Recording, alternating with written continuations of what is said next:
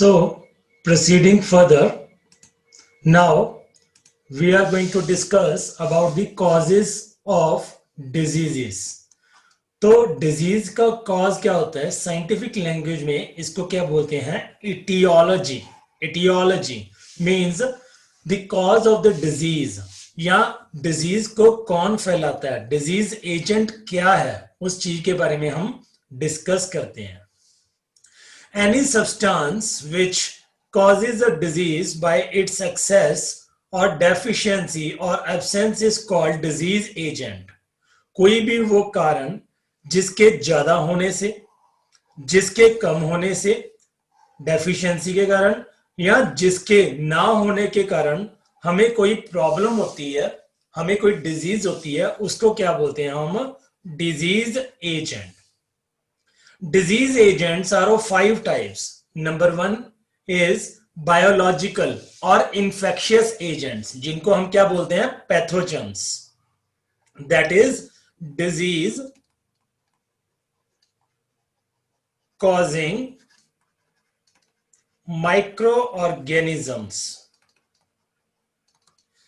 They are those microorganisms which, when successfully infect the human body, multiply and produces toxins in incubation period which interfere with the normal functioning of the body and causes a disease. तो हमारी body के अंदर micro organism जाके अपने आप को सबसे पहले क्या करता है? हमारी बॉडी के अंदर मल्टीप्लाई करता है. एंटर करने के बाद, इन्फेक्ट करने के बाद वो क्या करता है? मल्टीप्लाई. तो सबसे पहला प्रोसेस क्या होता है? इन्फेक्शन. इन्फेक्शन करने के बाद वो अपने आप को मल्टीप्लाई करता है.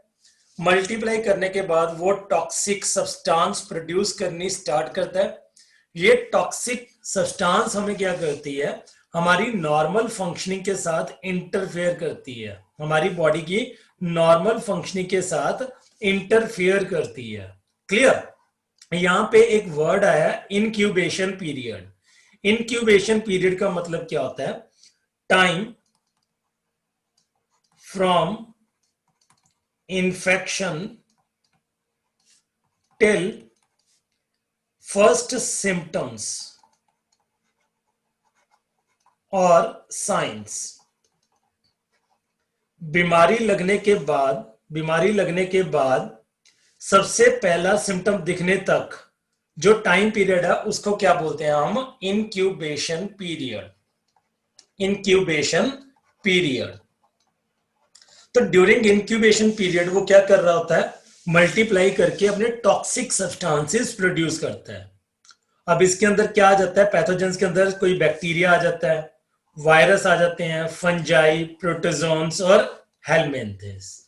तो this is the first reason which is the disease agent.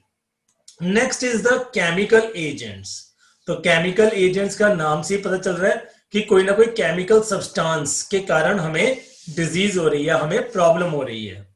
They may be endogenous, that is present inside the body, like urea, uric acid और हार्मोन्स.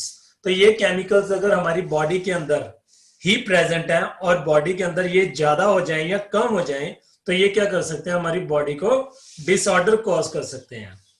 या फिर ये क्या हो सकते हैं? Exogenous, that is they are present out of the body. Example, some gases, dust or allergens which may cause or interfere with the normal body functioning. याद कैसे रखना है? अंदरले पासे. अंदरले पासे मतलब एंडोजीनियस, एक्सटर्नल मतलब exogenous. Third agents are the nutritive agents.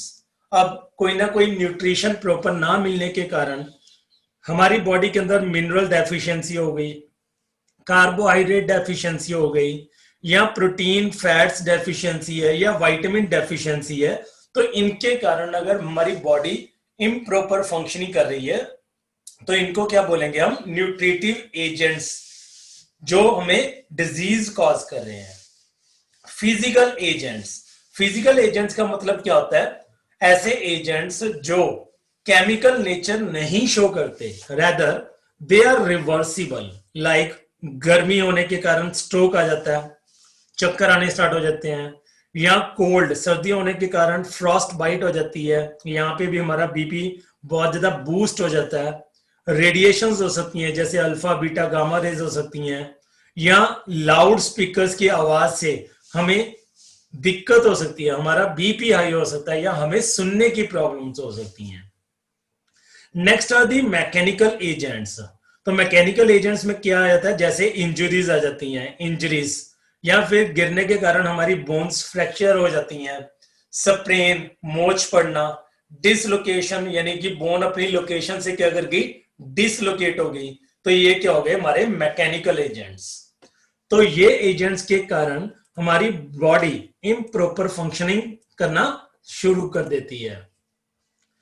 These five type of disease agents are classified as extrinsic or external agents and intrinsic or internal agents. तो डेफिनेटली इन जो हमने अभी डिस्कस किया 5 तरह के एजेंट्स को हम इनको क्लासिफाई कर सकते हैं या तो एक्सटर्नल एजेंट्स के बेस पे या फिर इंटरनल एजेंट्स के बेस पे। लाइक एक्सटर्नल और एक्सट्रिंसिक एजेंट्स आर पैथोजेंस जो बाहर से एंटर कर रहे हैं, केमिकल सब्सटेंसेस और chemical agents, nutritive agents through food अगर एंटर ना करें, या फिर फिजिकल एजेंट्स गर्मी सर्दी होना, तो ये सारे एक्सटर्नल कारण है। इंट्रिंसिक और external agents include endogenous chemicals like hormones और genetic mutations which are heritable. तो जो अंदरूनी कारण है बॉडी के, जिनके कारण बॉडी ने इम्प्रॉपर फंक्शनिंग करना शुरू कर दिया, उनको क्या बोलते हैं हम, इंट्रिंसिक और internal agents. The disease caused by the intrinsic factors are called organic or metabolic diseases and include genetic diseases like hemophilia, sickle cell anemia, etc.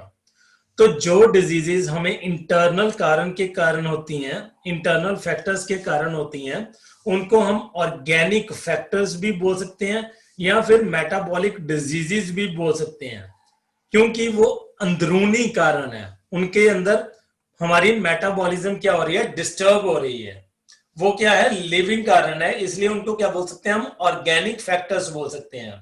तो इसमें क्या आ जाता है, जैसे जेनेटिक डिसऑर्डर्स आ जाते हैं, फॉर एग्जाम्पल हेमोफीलिया, जैसे मैंने आपको कल भी बताया था कि हेमोफीलिया का मतलब क्या होता है, bleeders disease, bleeding, excess of bleeding होने के कारण डेथ हो जाती है।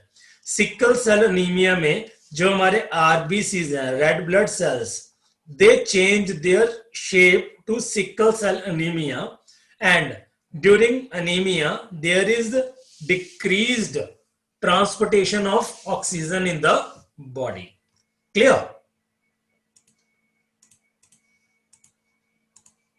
Next.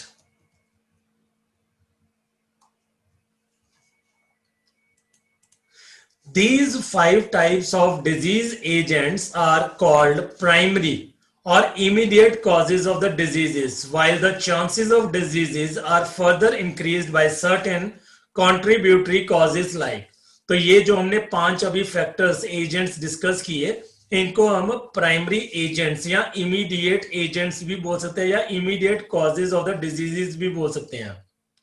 अब बीमारी के चांसेस बहुत ज्यादा बढ़ जाते हैं जब कोई ना कोई एक्स्ट्रा कंट्रीब्यूशन भी साथ में मिल जाती है, तो उनको कंट्रीब्यूटरी कॉजेज बोला जाता है। Like lack of good nourishment, अगर इंसान बीमार है, डिजीज्ड है कोई पर्सन, और उसको प्रॉपर नरिशमेंट भी नहीं मिल रही, तो उसके रिकवरी के चांसेस क्या हो जाएंगे, काफी डिक्रीज हो जाएंगे। तो अगर नरिशमेंट ना मिलने के कारण उसको और ज्यादा प्रॉब्लम, दिक्कत आ रही है, तो इसको क्या बोलते हैं, second level cause. Genetic differences, there are many genetic differences among the individuals of the same species. मान लीजिए कि मदर एंड फादर को कोई प्रॉब्लम है, तो ये बच्चों को भी जा रही है। फर्स्ट बच्चा क्या है, बॉय, सेकंड बच्चा क्या है, गर्ल।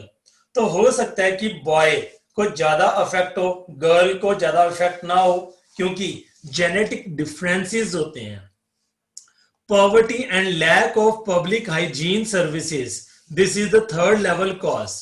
पॉवर्टी मतलब गरीबी, अगर कोई पर्सन बीमार हो जाता है और साथ में वो क्या है, पॉवर्टी लाइन के बिलो है, यानी कि उसकी सोर्स ऑफ इनकम क्या है, बहुत कम है, और उसको पब्लिक हाइजीन भी नहीं प्रॉपर मेंटेन करनी आ रही, या उसको नहीं मिल रही प्रॉपर पब्लिक हाइजीन, तो इसके कारण उसकी हेल्थ ज्यादा डेटीरियोरेट हो जाएगी।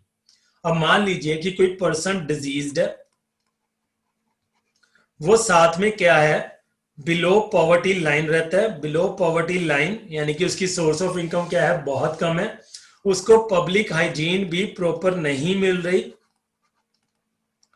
क्योंकि वो बिलो पॉवर्टी लाइन है तो उसको प्रॉपर नरिशमेंट भी नहीं मिल रही। तो डेफिनेटली ये सारे फैक्टर्स क्या कर देंगे, उसको बहुत ज्यादा बीमार कर देंगे, हो सकता है कि वो पर्सन क्या हो जाए, डेड हो जाए। तो यहाँ पे 3 तरह के कॉजेज होते हैं, first level cause, second level cause and third level cause. First level cause is known as the disease agent. जो पहला मेन कारण होता है, जो प्राइमरी लेवल होता है, प्राइमरी कारण होता है बीमारी फैलने का, वो होता है डिजीज एजेंट, जो हमने ऊपर 5 तरह के डिजीज एजेंट स्टडी किए। Second level cause also known as secondary level cause, secondary level cause. It occurs due to lack of good nourishment. And third level cause, also known as the tertiary level cause. This is due to poverty and lack of the public hygiene. तो ये 3 main levels of causes होते हैं जिनके कारण health काफी डेटीरियोरेट हो सकती है। So this was etiology. Clear? In next lecture, we would be discussing about epidemiology. Till then, thank you and have a nice day. Bye-bye.